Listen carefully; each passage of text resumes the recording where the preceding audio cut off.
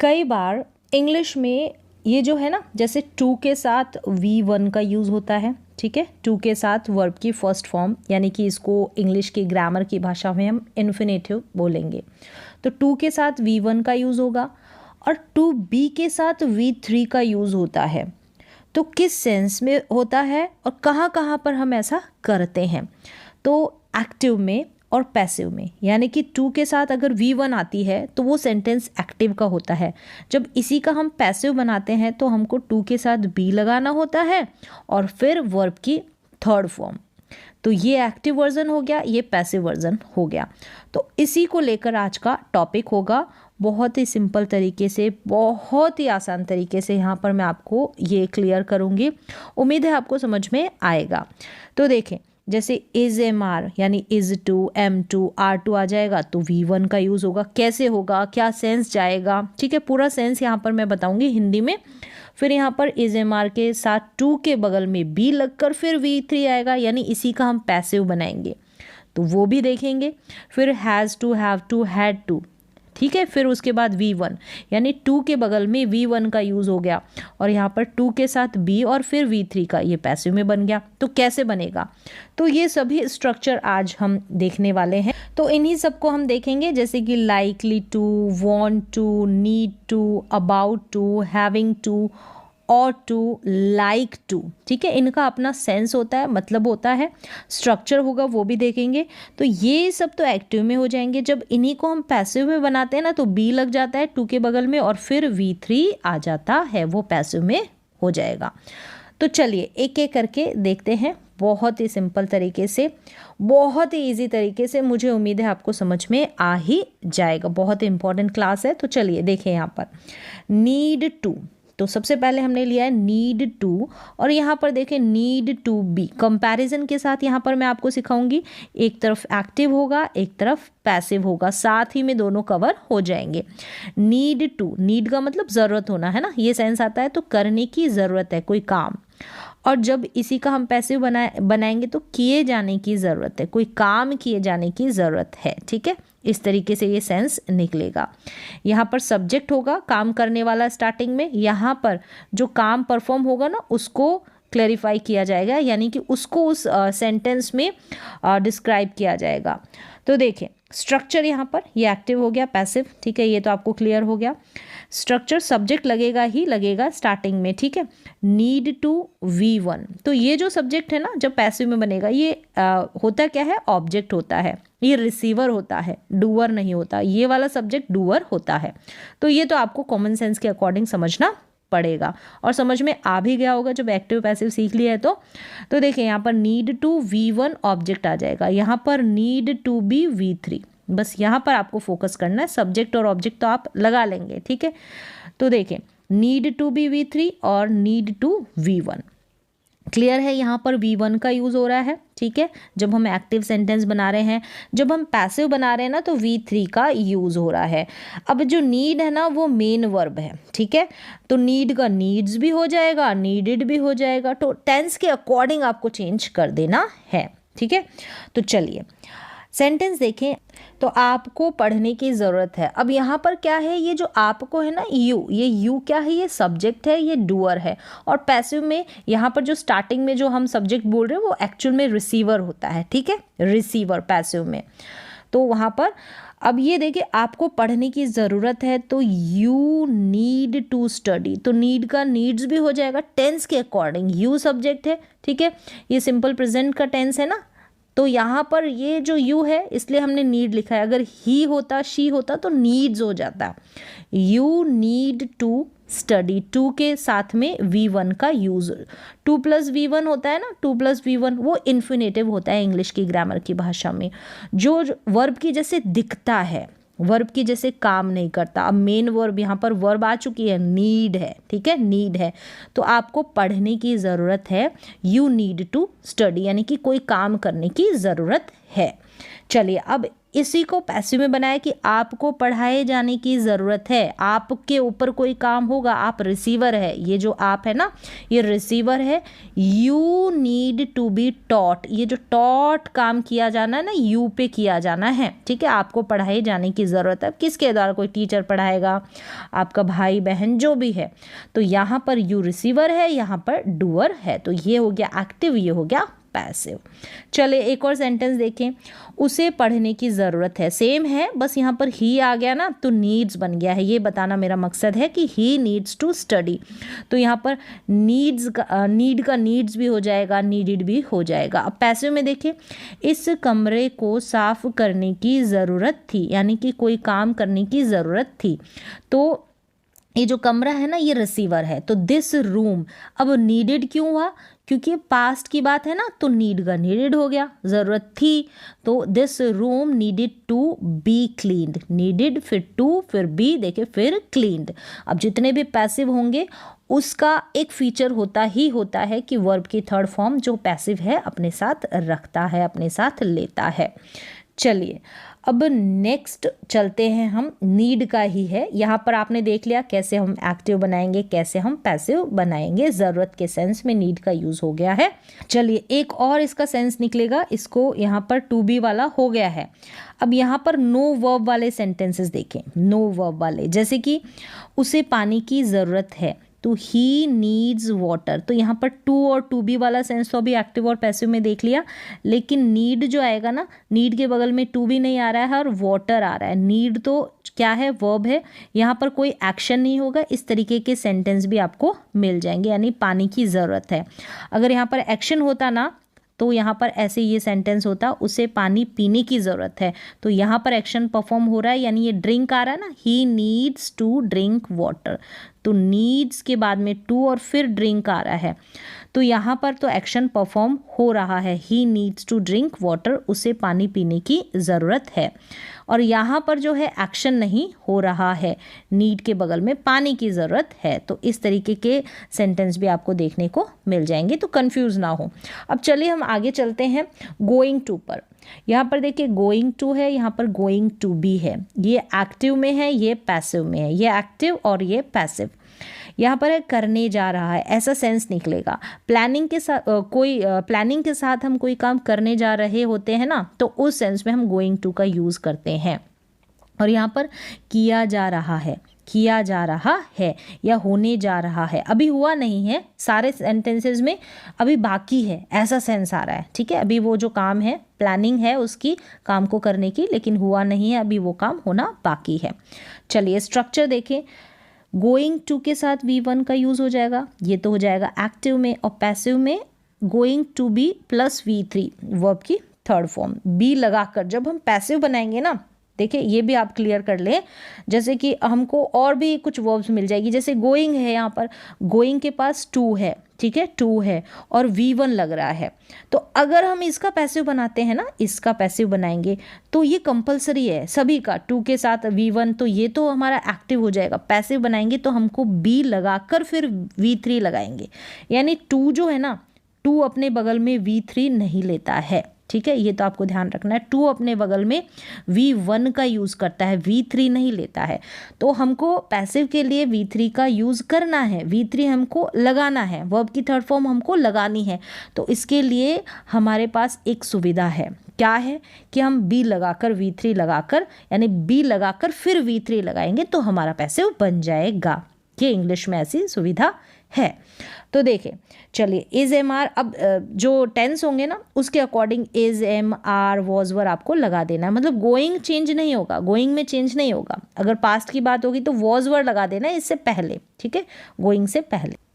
चलिए सेंटेंसेस देख लें, मैं कमरा साफ करने जा रहा हूँ, I am going to clean the room, देखें यहाँ पर एम आ गया, ठीक है, इससे हम पहचान जाएंगे कि कौन से टेंस की, कौन से समय की बात हो रही है। गोइंग टू तो कॉमन है, देखिए गोइंग टू तो कॉमन है, अगर वॉज वर आएगा तो वहाँ पर भी गोइंग टू आएगा, लेकिन वॉज वर से हम पहचान जाएंगे कि पास्ट की बात है।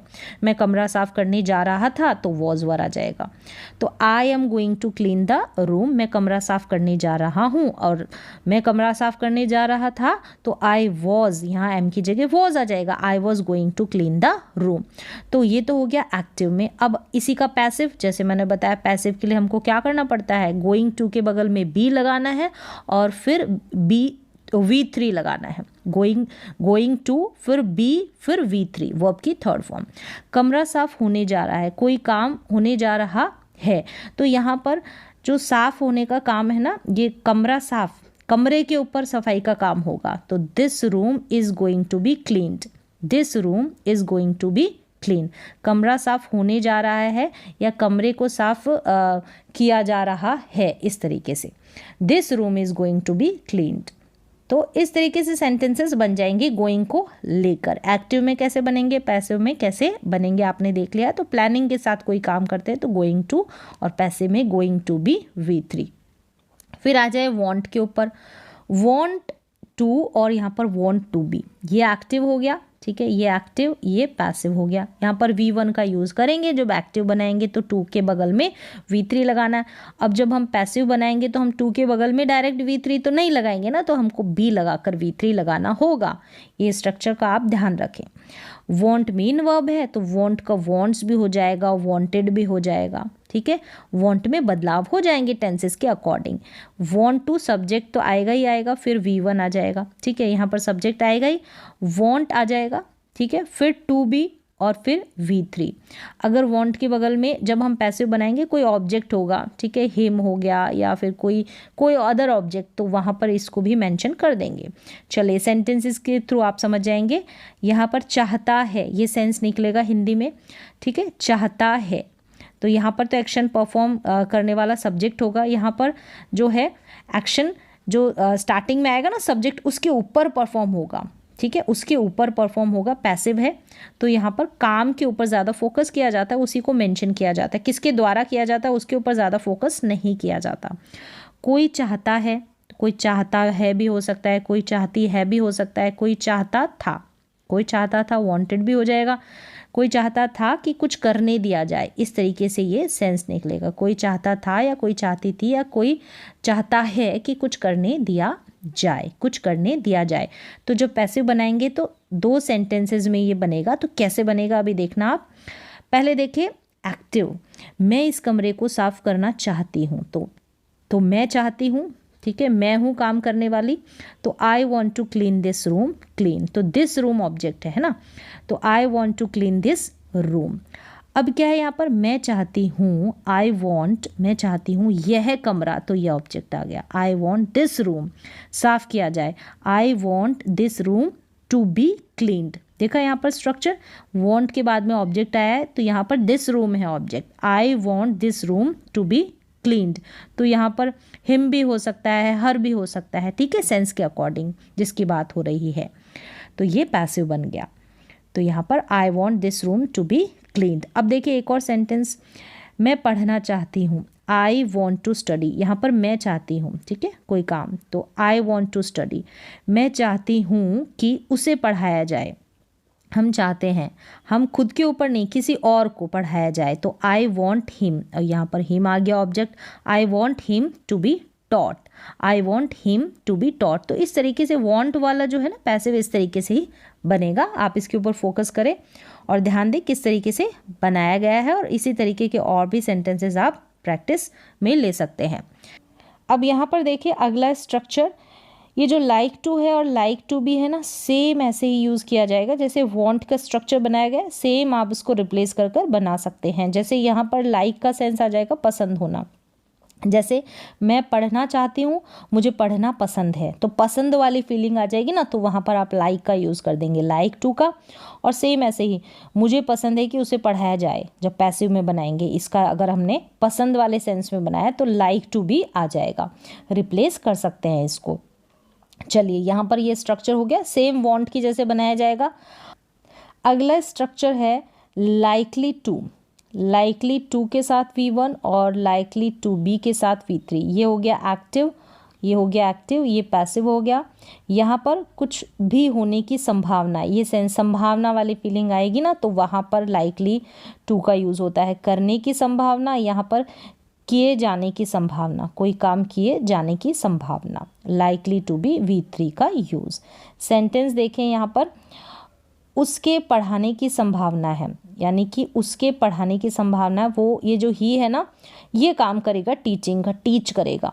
ठीक है, एक्टिव में है तो he is likely to teach, he is likely to teach, यानी कि उसके, ये जो ही है ना, ये ही टीचिंग का काम करेगा। एक्टिव में है तो, अगर पैसिव में आएगा तो उसे पढ़ाए जाने की संभावना है, he is likely to be taught.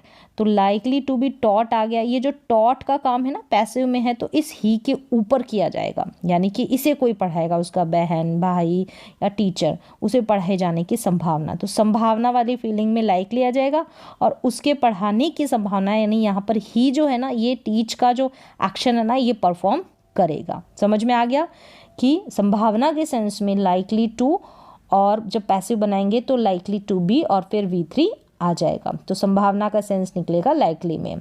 चलिए अब आगे देखिए, इज एम आर के बाद में टू लग जाता है, और पास्ट में वॉज वर के बाद में टू लग जाता है। तो is to, M to, are to, was to, were to, सारे स्ट्रक्चर आ गए यहाँ पर।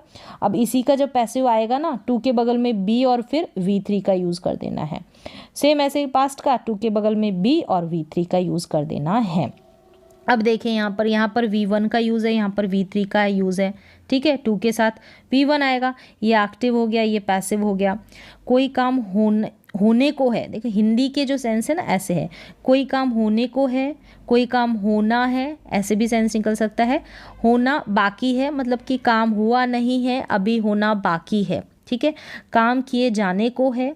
ठीक है, यहाँ पर काम किए जाने को है, या फिर काम किया जाना है, ऐसे भी हो सकता है। तो ये सेंस निकलेगा।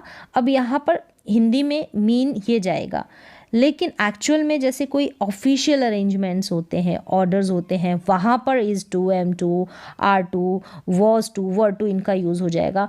या फिर दूसरा सेंस, कोई इच्छा से काम करता है ना, तो उस सेंस में इच्छा से, अपनी इच्छा से करते हैं, तो वहाँ पर is to, M to, are to, इनका यूज़ होगा। चलिए अब सेंटेंसेस को देख लें। यहाँ पर है सब्जेक्ट इज एम आर आ जाएगा, फिर टू आ जाएगा, फिर V1 का, फिर जो भी ऑब्जेक्ट है। अब पैसिव में देखिए, इज एम आर के बाद में टू बी लगाकर V3 आपको लगाना है। इज एम आर के बाद टू बी लगाकर V3। ये जो सब्जेक्ट है ना, ये सेम यहाँ पर ये सब्जेक्ट है, ये डूअर होगा। जो पैसिव आएगा तो ये रिसीवर होगा, जो एक्शन होगा ना, इसको ये रिसीव करेगा, प्राप्त करेगा। ठीक है, और यहाँ पर तो ये जो एक्शन होगा ना, यहाँ पर ये V1 ये खुद करेगा। ठीक है, यहाँ पर ये करेगा नहीं, ये प्राप्त करेगा पैसिव में। चलिए, मैं खाना बनाने को हूँ, तो यहाँ पर जो काम है मैं अपनी इच्छा से करने को हूँ, मैं अपनी इच्छा से करने को हूँ, या मुझे खाना बनाना है, ऐसे भी सेंस निकल सकता है। बस फीलिंग जो है इच्छा वाली आ रही है कि अपन अपने मन की इच्छा से बनाने वाले हैं या बनाने को है। तो बनाने वाले हैं या बनाने को है, बस इच्छा से, ये वाली फीलिंग आनी चाहिए। तो आपको उसके according is to, M to का यूज़ कर लेना है। I am to cook food, अब खाना बनाए जाने को है बोले या फिर खाना बनाया जाना है बोले, तो food is to be cooked, food is to be cooked, ये हो गया पैसिव।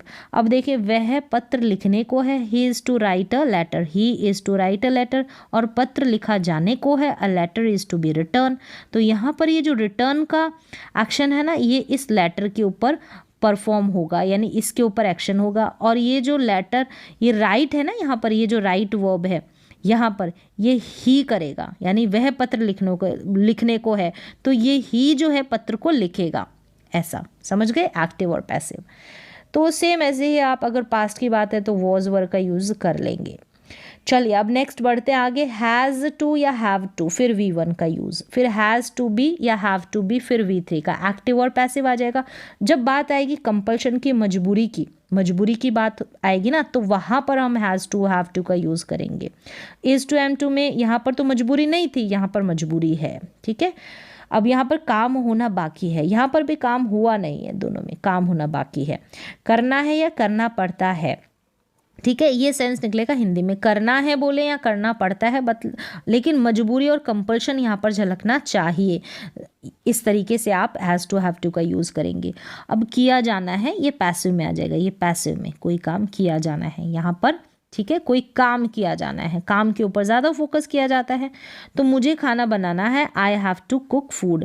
अब यहाँ पर हैव टू आ गया तो बनाना है या बनाना पड़ता है, हिंदी में आप बनाना है भी बोल सकते हैं, बनाना पड़ता है ऐसे लिख देंगे, थोड़ी मजबूरी झलक जाएगी, मजबूरी झलक जाएगी कि मुझे तो ये काम करना पड़ता है। इस तरीके से खाना बनाया जाना है, the food has to be cooked, food has to be cooked. Feeling यहाँ पर मजबूरी वाली आ जाएगी ना, तो वो फीलिंग के अनुसार आप सेंस के अनुसार यूज़ करेंगे, ठीक है, ये वाले जो स्ट्रक्चर आप देख रहे हैं।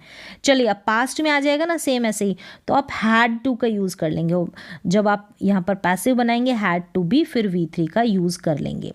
करना था या किया जाना था, मुझे खाना बनाना था, I had to cook food, past की बात है, और खाना बनाया जाना था, food had to be cooked, और फ्यूचर में विल हैव टू आ जाएगा, फ्यूचर में विल हैव टू, सेम ऐसे ही आ जाएगा मजबूरी और कंपल्शन वाले वाक्यों में। चलिए नेक्स्ट यहाँ पर देखिए हैविंग टू, तो ये परफॉर्म करेगा कॉन्टिन्यूस टेंस की जैसे, करना पड़ रहा है। अब इसी बात को हम कंटिन्यूटी में बोले, वो काम कर रहे हैं और उस समय हम मजबूरी झलका रहे हैं, कह रहे हैं कि यहाँ पर देखिए is M are was were will be, तो ये आप चेंज कर देंगे जो सेंटेंस जिस भी टेंस का जिस भी काल का होगा। मुझे ऑफिस जाना पड़ रहा है, मतलब ऑफिस जाने के लिए तैयार है, और सामने वाले को हम बता रहे हैं कि ये मजबूरी हम झलका रहे हैं, मजबूरी दिखा रहे हैं, ठीक है, और कंपल्शन है, जाना भी है, मजबूरी भी लग रहा है तो, और कंपल्शन भी है, ज़रूरत भी है आपकी। मुझे ऑफिस जाना पड़ रहा था, पास्ट में हो गया, मुझे ऑफिस जाना पड़ रहा होगा, इस तरीके से आप बना देंगे।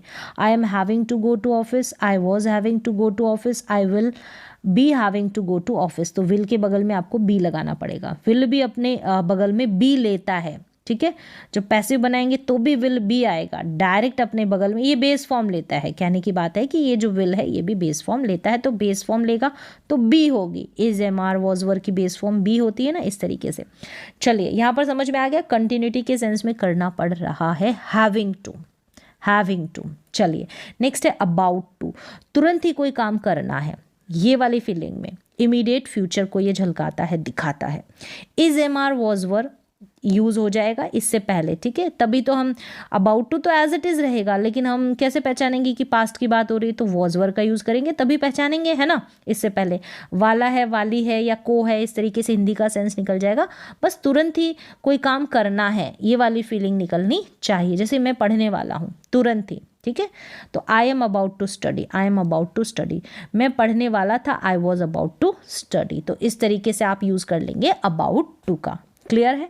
नेक्स्ट देखिए ऑट टू, ऑट टू का यूज़ करेंगे जब कोई नैतिक सलाह देनी होती है, लेकिन यहाँ पर हम बात करते हैं कि टू और टू के बगल में बी और V3 ऐसे आ जाता है, तो उस कन्फ्यूज़न को दूर कर रहे हैं। तुम्हें अपनी यहाँ पर तुम्हें अपने शिक्षक का सम्मान करना चाहिए, मतलब टीचर का, यहाँ अपनी या अपने, इस तरीके से आप इसको सही कर ले।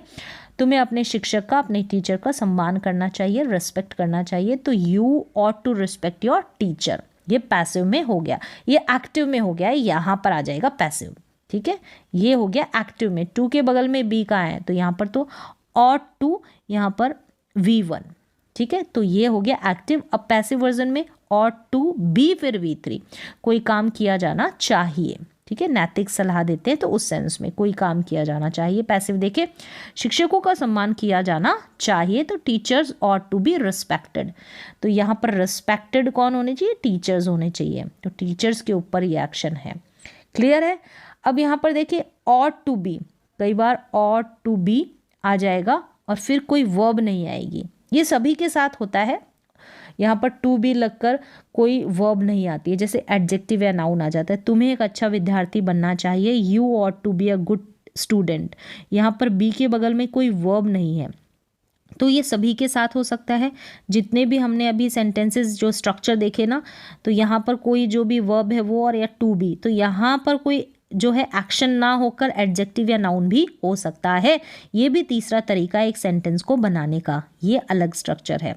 तो यहाँ पर तुम्हें एक अच्छा विद्यार्थी बनना चाहिए, तो you ought to be a good student, यानी कि तुम्हें एक अच्छा स्टूडेंट होना चाहिए। तो इस तरीके से जो है टू को लेकर, टू बी को लेकर, यानी V1 के साथ फिर टू आ रहा है या कैसे V3 लग रहा है, ये कन्फ्यूज़न मुझे लगता है कि उम्मीद है कि दूर हो गया होगा। कोशिश की है मैंने बहुत ही सिंपल तरीके से यहाँ पर आपको समझाने की। तो ये देखिए स्टार्टिंग में मैंने ये स्ट्रक्चर मेंशन किए थे ना, लाइकली टू, तो अगर आपने ध्यान से देखा होगा तो लाइकली टू संभावना की बात की जाए तो यहाँ पर वांट टू चाहत, ठीक है, और ये लाइक यानी पसंद, तो ये दोनों को हम रिप्लेस कर सकते हैं। और टू नैतिक सलाह देते हैं, फिर हम हैविंग टू कंटिन्यूस टेंस की जैसे यानी करना पड़ रहा है, कंपल्शन के सेंस में, मजबूरी के सेंस में, अबाउट टू तुरंत ही कोई काम करने वाले हैं हम, नीड टू ज़रूरत है। तो इस तरीके से सारे स्ट्रक्चर यहाँ पर मैंने मेंशन किए हैं। यहाँ पर देखिए इज एम आर टू को लेकर भी, हैज़ हैव हैड टू को लेकर भी, गोइंग टू को लेकर भी यहाँ पर हमने यूज़ किए हैं। और कैसे हमने एक्टिव से पैसिव बनाया है तो ये आपको ध्यान रखना है। देखिए टू के बगल में V1 आ रहा है तो ये तो एक्टिव हो गया। अगर हम इसका पैसिव जब बनाते हैं तो टू के बगल में हमको बी लगाना पड़ता है, क्योंकि डायरेक्ट टू के बगल में टू जो है अपने साथ में क्या करता है, बेस फॉर्म लेता है, तो हमने बी लगाया और फिर हम V3 का यूज़ कर रहे हैं यहाँ पर पैसिव बनाने के लिए।